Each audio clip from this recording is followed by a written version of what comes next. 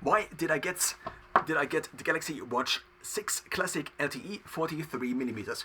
So I want to go through the different reasons I got this watch. So first of all, let's take a look at the watch itself. I just unboxed it or unpacked it. I also made a video about it, but I think it makes sense to kind of separate kind of the decision behind this as well as the unboxing, because the unboxing otherwise is probably, so the unboxing seems to be more interesting to probably many people. And so I got a USB-C as well as this charging port. I also got this quick start guide and the package, and also the watch itself, which comes with this watch strap, which is looking as, so it looks like it is a normal watch strap, but if you look on the back, it pretty much looks identical to the material, which is also used on the Galaxy Watch 4 watch strap. So now I kind of want to explain why I got this watch. So first of all, I got this watch. This is the main reason to basically replace the watch I had before, which is the Galaxy Watch 4. What happened to the Galaxy Watch 4 before? After using it for about 2 years, a scratch began to appear on the screen, and so this was a very small scratch actually, and it did not appear as if the screen broke, but eventually the touch screen started to not be responsive any longer, and so I had to I couldn't use it any longer. I still wore it to track my steps, but eventually I switched to the Galaxy Fit, which I also have now. Now, switching to the Galaxy Fit meant that I think the sleep tracking is kind of worse on it, and the step tracking may be kind of the same, but I also kind of assume that a watch like this, which costs more compared to this, has also more accurate heart rate tracking. Additionally, now the Galaxy Watch actually, so Samsung announced, as they announced the Watch 7 series, that on the newer watches, up until the Galaxy Watch 4, the newer features such as HRV, so basically there is an energy score. And this energy score might be very similar to the Garmin body battery. So it basically indicates how much energy you still have left for the rest of the day. So it charges up as you sleep, and then over the course of the day, it again depletes. So now, so basically down to the Watch 4, this actually should appear, but now it is kind of months after the announcement of the Galaxy Watch 7 series. So this was announced, I think, in June or July, and now it's November. And still, with the Galaxy Watch 4, I was using up until maybe a month ago, the energy score as well as the HRV readout did not appear.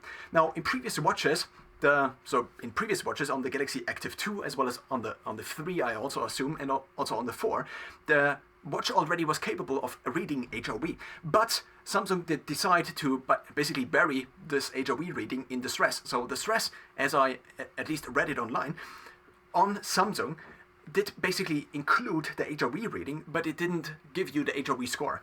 Maybe that's again an assumption on my side, because it didn't want to confuse people with this HRV and what does HRV even mean and how does it correlate to stress and long-term stress and so on and so forth. So I think Samsung wanted to keep it simple. Nonetheless, now through basically maybe Whoop, but also through maybe now also Apple Health and other sport tracker providers, HRV now began to climb in prominence, and so not HRV, but Samsung seems to have decided to now also put it in these watches, but at least on the Galaxy Watch 4. In opposition to what was announced, for me, the energy score and the HRV readouts did not appear. Now, previously already on the Galaxy Watch 4, as well as on the Active 2, there was an app called Welltory, which allowed you, so this is an app for Android, maybe also for iPhone, and this had a companion app which allowed you to take kind of screenshots similar to Garmin. Not screenshots, but snapshots. So basically you sit still for maybe 1 or 3 minutes, and then you get a HRV readout. But since HRV changes throughout the day, maybe similar to heart rate or blood pressure, actually one single readout does not give you that much information. So the main thing, again, is standardizing this, and similar to resting heart rate, which is the heart rate while resting, similar to resting blood pressure, which is often not called resting blood pressure, but nonetheless, so a doctor I visited once said that if they took blood pressure from people in the hospital, they actually took it right after waking up, because they kind of wanted to have it basically as close to the sleeping blood pressure as possible, but still they needed to take the blood pressure apparently awake. So it is kind of the same as with sleeping. With sleeping, you also have the sleeping heart rate, but then when awake, you actually, at least in the past, would be able to measure it, and therefore you had a resting awake heart rate, and now you also kind of have a resting awake blood pressure, but there is not really a standardization in this regard. So now, the first big reason now why I got this watch is because I wanted to replace the Galaxy Watch 4. Now you could be asking, why am I wearing, first of all, 2 watches? So I began on the Galaxy Fit. This is now the Fit 2. and I began to track my runs, but I soon realized that without GPS, tracking runs was not really something that made much sense. Of course, you could track calories, and the steps you could also track, but eventually I realized I had to get a GPS watch. Now, I already wanted a GPS watch back when I was a teenager, but back then these were quite expensive, as they are now also, but there is also inflation going on. So as a teenager, I had a Polar S100, RS100, and this did also not have GPS, but it at least had a chest strap. Then I basically ran without the watch for a couple of years, and also my phone back then, the Desire X, was quite small, so I kept it often when running with me, such that I could actually track GPS data. Now again, I missed the heart rate part of it, and I also, maybe sometimes I wore actually both of them at the same time. Now, then a couple of years ago, basically these watches became kind of, I don't know when the first watch appeared, but eventually I figured I could at least buy for 60 euros or something like this the Galaxy Fit, and then at least get some data, some biomarkers, basically not really biomarkers, but basically data that could be continuously measured, mostly steps, but also the resting heart rate, or heart rate, which then results in a resting heart rate calculation. I then eventually decided to get a refurbished Active 2, Galaxy Watch Active 2, which was a very nice watch, but it also had the best battery, and it also cost me maybe 130 euros or something like this, which was already kind of half the price of the initial, what was initially the price. Now, I then, after about 2 years, in 2021, when the Galaxy Watch 4 came out, decided to basically get the Galaxy Watch 4, as the old one also didn't have the best battery life, and there were also a couple of new features, such as the body composition, which then turned out to be not that useful, at least for me, mostly because of if I stand on a scale, then I also already have a body fat scale. So basically, in order to calculate body composition, you need, or body fat. So of course there is body composition. There is also these scales at least measure also other things, such as bone, such as water in the body, and so maybe also the skeletal muscle mass. But now, if you want to calculate body fat, you take the body fat and you divide it by the overall mass, which then needs to be calculated, because the watch, not calculated, but it needs to be measured. So you need to stand on a scale anyway. If you stand on a scale anyway, and I have a body fat scale, then the additional measurement on the body, so the additional body fat or body composition measurement on the watch does not make that much sense, mostly because it is kind of less standardized, it seems, and so it went up and down a couple of percentage points from measurement to measurement, even if I measured basically right after from one to the other. So I eventually decided to basically only have the scale measurements in Samsung Health, because the other measurements would just basically pollute my dataset. So now I got the Galaxy Watch 4, and then I lost it, or I lost it for a couple of minutes, and then after I left the train, it was gone, and I searched the whole train, but it was gone, so apparently someone before me had taken it. Now, then basically the Galaxy Watch 5 was announced, but it would not make sense for me to switch to the Galaxy Watch 5. First of all, the cost-related reasons, and also it was not that much better. Now, then the Galaxy Watch 6 was announced, and then the Galaxy Watch 7 was announced, and still the Galaxy Watch 4 worked quite fine. Now, also, what I have to mention is that after maybe 1 or 2 years, so I bought the Galaxy Watch 4 new, and now after 1.5 years, the battery was so terrible that often during a night of sleep tracking, basically the watch just went out of battery. And even if I charged it before, I needed to charge it like 3 times a day. And of course now this also basically took out portions of this data set. So let's take a look at heart rate. And then you have here 30 minutes or 45 minutes, which are taken out here and here and here. And then also if I track my sleep, and now in total I have tracked my sleep with Samsung devices for now 5 years, I then ideally have a dataset that is not just missing like 30% of the night or 60% of the night, or did not measure any sleep during the night. So now the Galaxy Watch 6, what this offers to me is, first of all, it is a little bit more similar in terms of looks to the Garmin. So now this is the 6S Pro, which is the first Garmin I got, but actually what I'm usually wearing is the 7, which is kind of 2 generations later, but there is always a 6, then a 6S, 7, and 7S, so Garmin does have basically this S in the generation, whereas Samsung does not have this.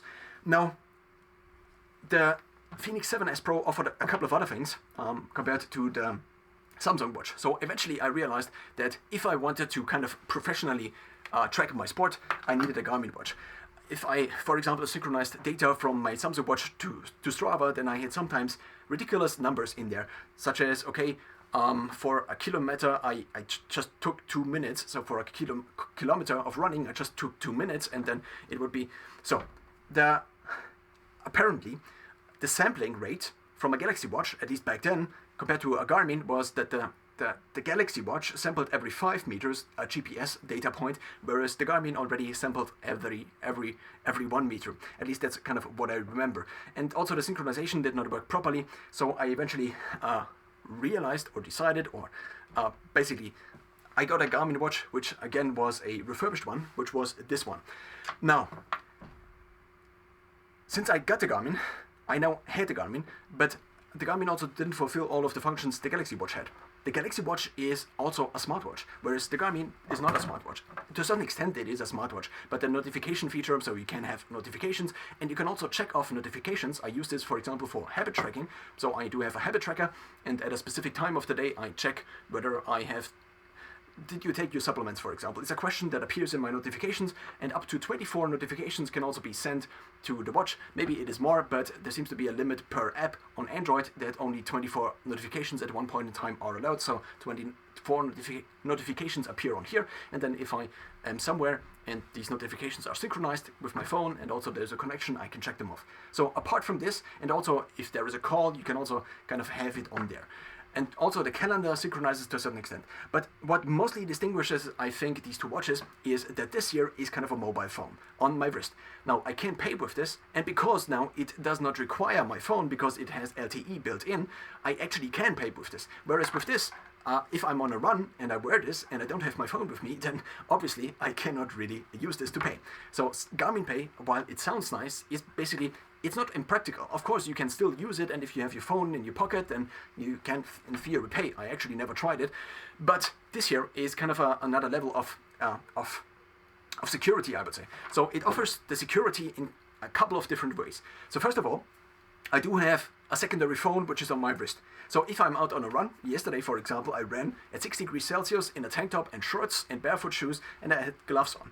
And it also rained, and so this is, at least in my eyes, quite a risk. If I now hurt myself, if I injure myself, if I trip over, and then I'm out there at 6 degrees Celsius, and basically it was not raining heavily, but if I'm out there and it takes me an hour to get back, or maybe 2 hours to get back, this is quite a risk. So in such situations, also usually at least once a week, also in winter, I go into the river after the run. And so I swim maybe 25 breaststrokes, not breath, but breaststrokes. In situations like these, of course, there are many other situations as well. Also, if you have maybe smaller children, also maybe if you have elderly parents, and so on and so forth. So one might imagine a situation in which you might have to call someone. And now, if I have a phone in my pocket and a phone on my wrist, then there are at least two devices which now unluckily kind of have the same battery cycle. So if they kind of have the same battery life also, then they are likely, so at one point in time, if the one device is out of battery, the other one might also be. But, so it would be nicer if they would be uncoupled, but apart from this, I now have two devices, so I have a certain redundancy built in. There is also an emergency feature on Samsung, where on my phone, in my contacts, so I can basically select my contact and then enter a couple of emergency infos, such as my blood type and so on, and maybe allergies, potential allergies, which then are also basically visible on the watch itself. I tried this a couple of months ago, and I also entered this a couple of months ago, and so features like these, I think, make a phone on the wrist kind of something that's very useful. I also try to reduce the time spent kind of on my phone, at least as of the last couple of months. I'm actually kind of back again of using my phone more for different things, mostly because my notebook is not that fast, and so often it seems to be the case that my phone actually is faster compared to the notebook, apart from maybe typing things. Of course, now, these are only a kind of very specific niche things. Now, why did I get the Galaxy Watch 4 Classic and not the normal one? So the normal one does not have this ring built on.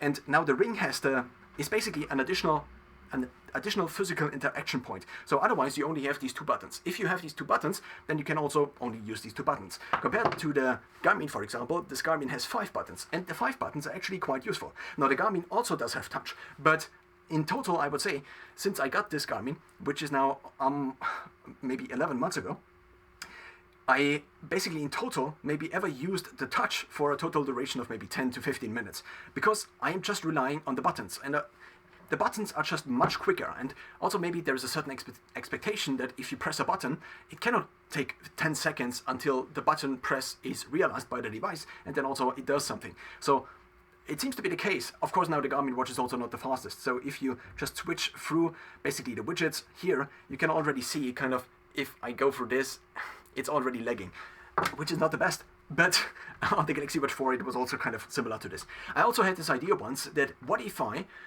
could listen to podcasts on my wrist? But this idea is probably not in...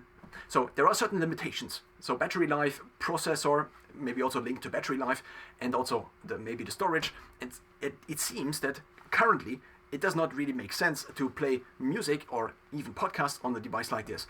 I tried actually having Spotify on the Galaxy Watch 4, already on the Active 2 actually, mostly to get rid of my phone during the workouts. It seems to be the case that if I have access to my phone during a workout, that it basically decreases the available mental intensity that I can do the workout with. If I just have my phone in my locker in the gym, for example, or if I go for a run and I don't have my phone with me, then it is just easier to do the workout because there is a certain distance, a temporal but also a spatial distance between me and the access to my phone, or rather my phone. So now I actually booted the watch up already.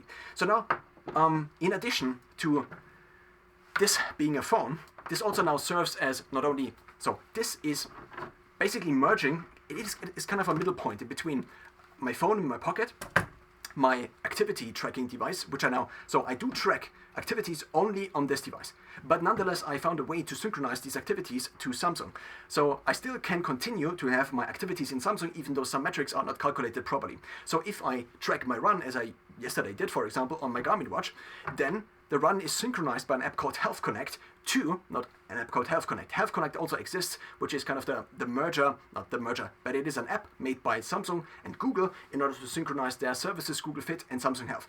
But now, yesterday, as I recorded this run afterwards, basically this run synchronized, the watch synchronized it to Garmin Connect. Garmin Connect then, basically, I have an app which is called Health Sync, and Health Sync now synchronizes the data from Garmin, but in this case, what has also to be mentioned is that Garmin, in many cases, can only act as a source. So you cannot import body fat data, for example, into Garmin. But you can export body fat data from Garmin. So Garmin seems to have said, okay, we don't want any foreign data in this. The people need to buy our devices. So there are certain constraints. So it could be, in some cases, useful to say, okay, now we want to make sure that these data sets we create for our users are kind of standardized by us. But it also means that, of course, now you cannot import any other data into Garmin. So there is actually an option on the web to import activity data, but maybe that's just a little bit too far out of the core of what this video is about. So now, back to the Galaxy Watch 4. I can now, with this app called Health Sync, import all the activities I record on this watch. So think of the list of activities that are recorded on this watch. Then they go over to Health Sync, and then they go over to Samsung Health, which now also again synchronizes to Google Fit. So in different apps, let's say Guava Health, let's say Bearable, let's say any app basically that now is able to kind of pull data and also compare data. This could also be Inside Tracker. Inside Tracker also only works with Garmin, but not with Samsung or Google Fit. Then you kind of can have access to these services. So the services I have kind of access to or can use are now Garmin. I can also have... So Garmin also has a very tight connection with Strava, which is also quite nice. For those who don't know, Strava is kind of a social media for posting activities, to a certain extent at least. Now, I also have access to whatever Samsung connects to, and then I have access to whatever Google connects to, because I can synchronize these two with either Health Connect or Health Sync. Health Connect, again, is the app made by Google as well as Samsung that kind of synchronizes their services, but only for the last couple of days. 30 days, I think, is actually the limit. So now, this device is kind of a merger, not a merger, but it has functionalities of both these devices. The Garmin, so one could ask the question, why not just make a Garmin that has also LTE? There seem to be certain limitations. What I heard is that Apple didn't want Garmin to have too much access to basically the phone functionality, and so it is kind of hard to then build something which synchronizes with the phone very well. There has been one watch in the last couple of years, which is the Garmin Forerunner 945, which also had the ability. So it basically had LTE. Maybe also the 935 had LTE, but the 955 again and the 965 again didn't have LTE. So since the Garmin now is kind of a dumb watch to a certain extent, it is a sports watch, but that's already kind of the end of the story. For anything else, basically beyond the sport watch, you need the phone. You need the connection to the phone for the calendar functionality, and so on and so forth. Whereas this, you can also have a couple of apps installed. You can have apps like Google Pay installed. You also have Samsung Pay, which then works over LTE. And I paid actually for a couple of months, either with Google Pay or also Samsung Pay, which actually worked quite well. Now, the big limitation again there is the battery. And the battery, now, in terms of the battery, what I already mentioned is that I had the Galaxy Watch 4 and eventually it ran out of battery. So now the choice juncture graph I had was to either get a new watch, and this could also be a new Galaxy watch, so this could be the Galaxy Watch 5 or the Galaxy Watch 6, or I could get the battery replaced. So how much does it cost to get the battery replaced? If you do it by Samsung, or have it done by Samsung, within, basically if it's within the guarantee, which is usually, at least in Europe, 2 years, then you can have it maybe replaced. But if you are outside of this, or if Samsung says, okay, this is not a guarantee case, then you need to have it replaced, and it costs 79 euros. So I sent the watch in, which then again means if I don't have a backup device, which is also kind of the reason I eventually got the Galaxy Fit, at least in order to continue the step count. So there are a couple of apps now, like Brian Johnson's Don't Die app or others, which kind of require you to continue basically the data streak. There is also a couple of insurances now offer. Of course, one can now argue about the ethics of this.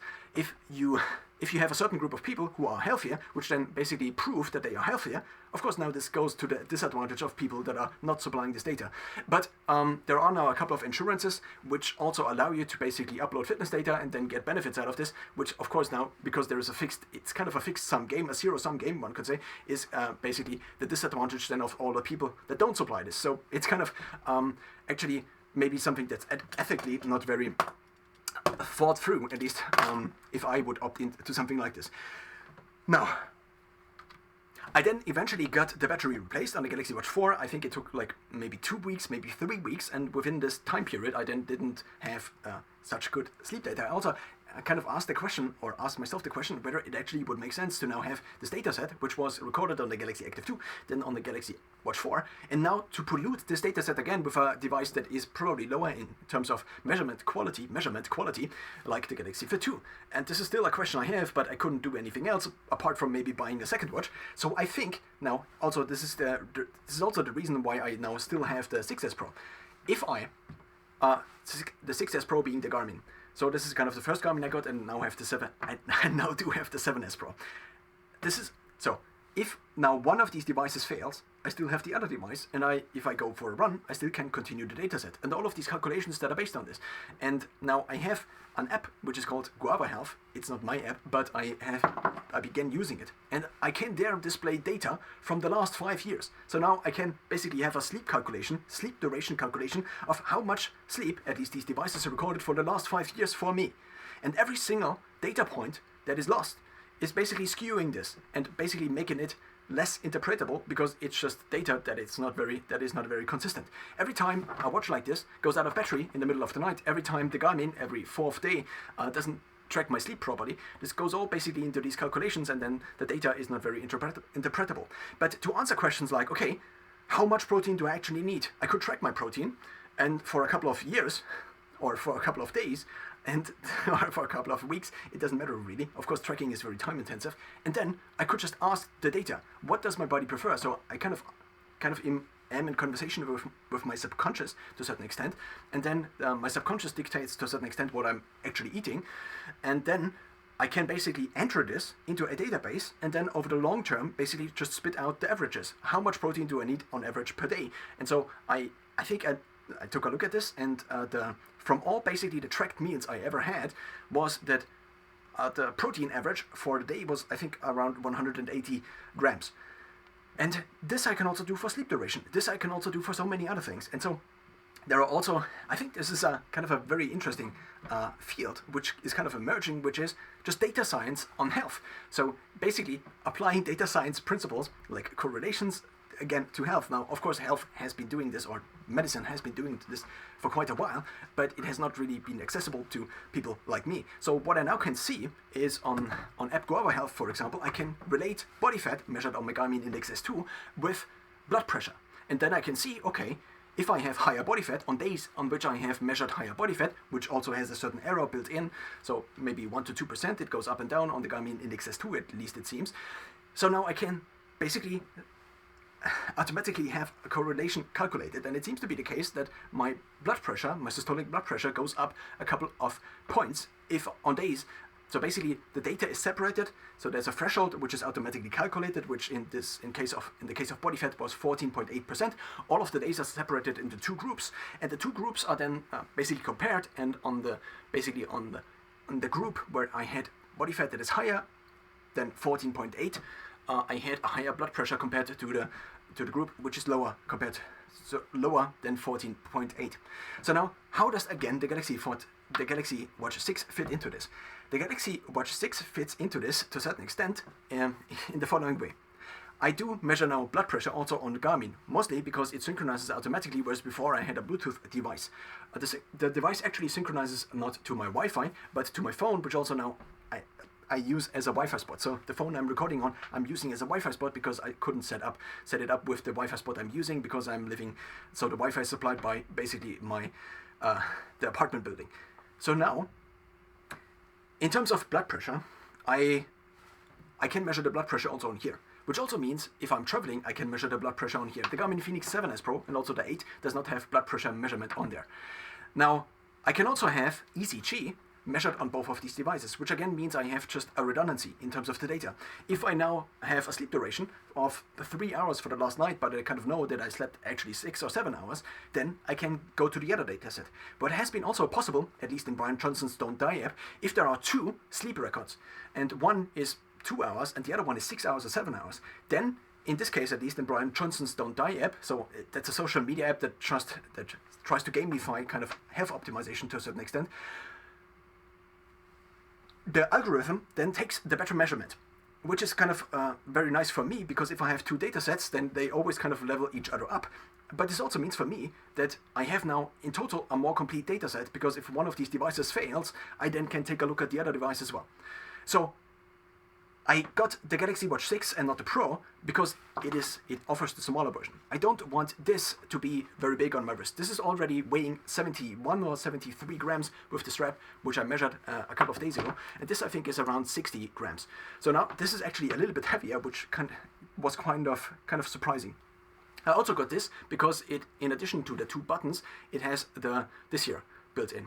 I also got this because I now, at least in theory, at least as it was announced by Samsung, I now have also an energy score on this device. Now, of course, is the energy score really that interpretable? The point here, I think, is not to try to focus on this one sleep score on one single day, but what is the average, let's say, over a given year? What is my sleep score average for the last year? And now how can I optimize it? What is the big trend of body fat, for example, over the last year? As I recorded body fat data over the last couple of years, I saw a trend, which is that there is a seasonal trend, at least in my case. So as it begins to become colder from summer to fall, it seems to be the case that I can work out cardiovascularly better outside, mostly I think because the cold acts as or removes the otherwise stressor that is heat, and so I basically can do more cardiovascular activity, which then seems to also allow me to increase my carb intake, but the carb intake also has its downsides, so eventually I increase in body fat up until Christmas, and then New Year, and then I eventually taper down again, which seems to be a cycle, and then I hit my lowest body fat again in June, July, and then it slightly climbs up again in October, November. And this is a trend that I would not be able to have seen if I didn't have data recorded. So I think the point I'm trying to make here is that increasingly it makes sense to record, or to try at least to record more and more data. Of course, these devices are not very good, but they are better compared to. So if I just would ask an algorithm that spits out a random number, and I ask it how much is my body fat, and it says 1 million. And the next time I say, or I ask what is my body fat, and it says minus 3 billion. Then, of course, compared to this device is actually quite accurate. So the argument is not is this device accurate or not, but just how accurate it is, also compared to something that is non-existent. So I'd rather have bad body fat data compared to no body fat data. And of course, now body fat is only one thing. So what I can measure on the Galaxy Watch 6 is now HRV. At least that's what I hope will show up in Samsung Health as I then register this watch again. I now also have the body battery or the energy score on the Garmin device.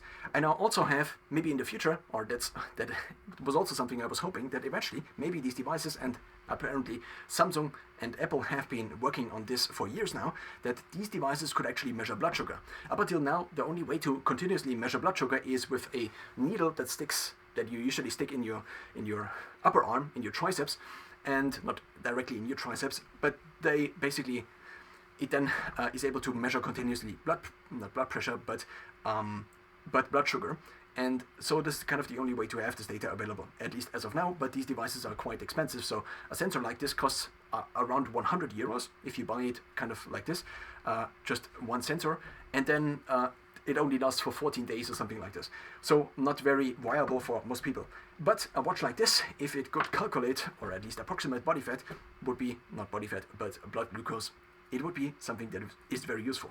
The same goes for maybe ketone measuring. So it would actually be very useful for me to kind of correlate different brain states, for example, to maybe how does my brain feel if I have a certain ketone level? Does this ketone level affect brain state this in this regard?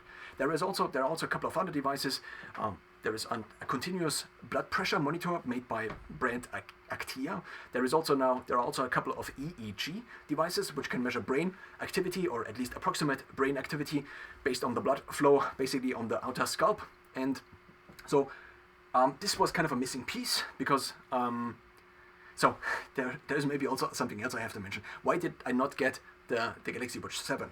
So first of all, to finish the previous sentence, it was kind of a missing piece, and because I just lacked the data. I lacked the proper calculated sleep scores. On this device, I noticed that I had less sleep scores compared to the Galaxy Watch 4 previously, and I also just assumed that the measurements here are not as accurate as on the Galaxy Watch 4 or on the 5 or on the 6 or on the 7.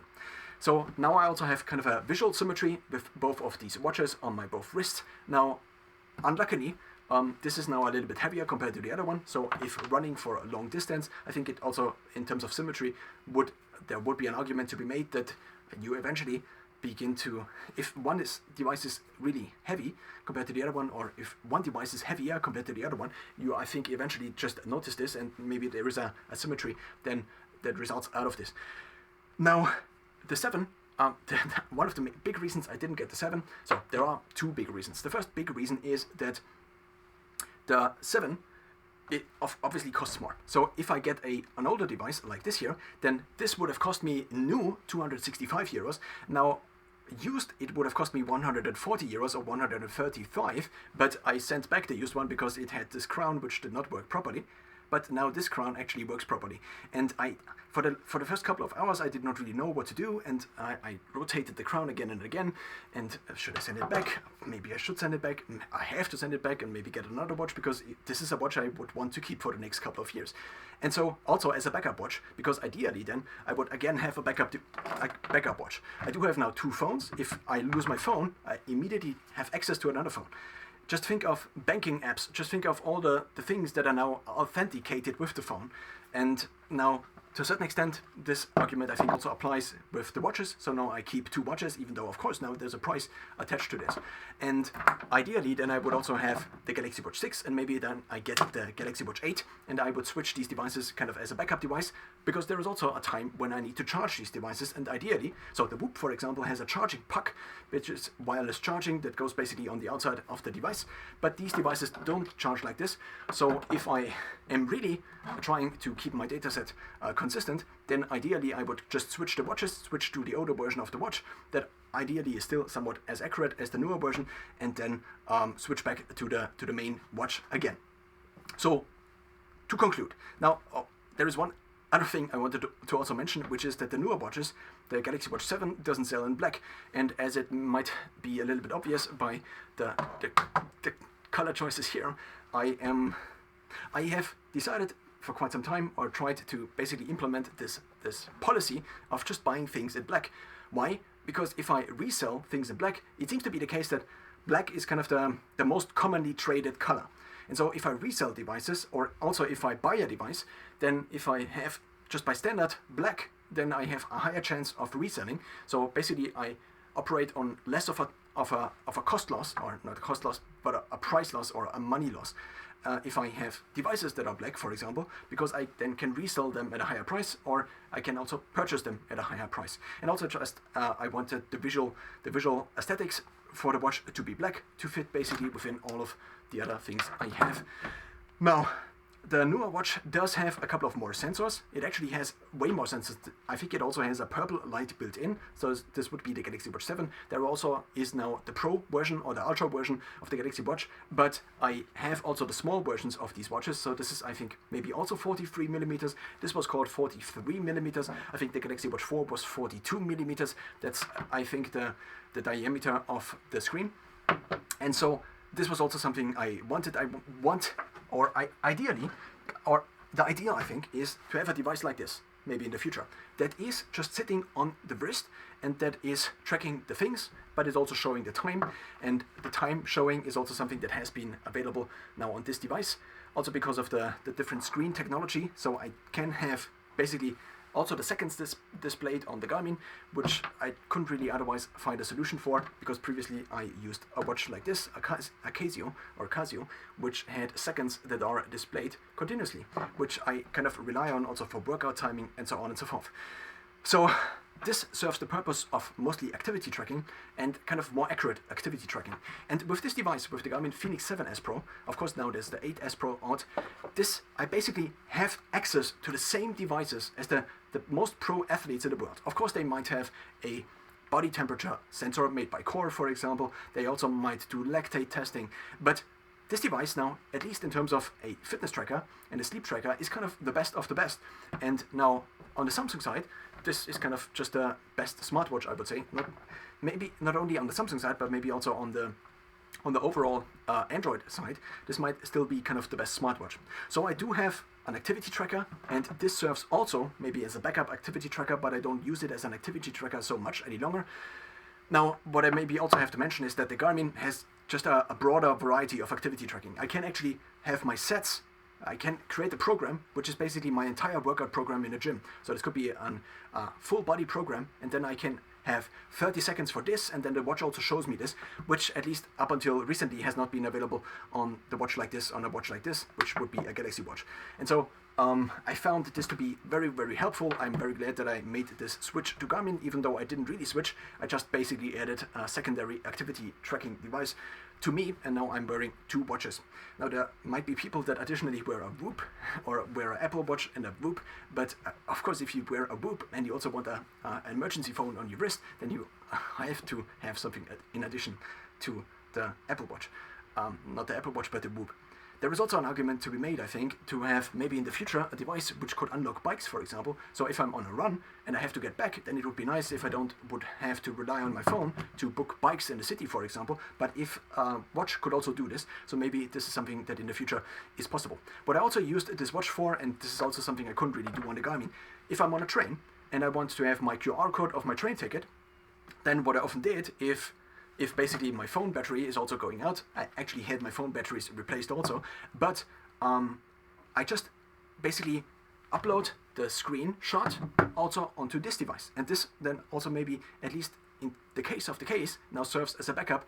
And the more digital basically I live my life, the more I also have to have a redundancy in the devices I show these digital receipts on, and so on and so forth. And so if I'm paying with my phone and I don't keep much cash on me, then ideally I would not only rely on my phone, because what if my phone goes out of battery, what if it is stolen, and so on and so forth, what if the screen breaks and you cannot use it any longer. And so having a backup phone on my wrist, but also a backup payment device on my wrist, but also a backup browser on my wrist, at least to a certain extent. Of course, you cannot really browse on these devices, seems to make sense.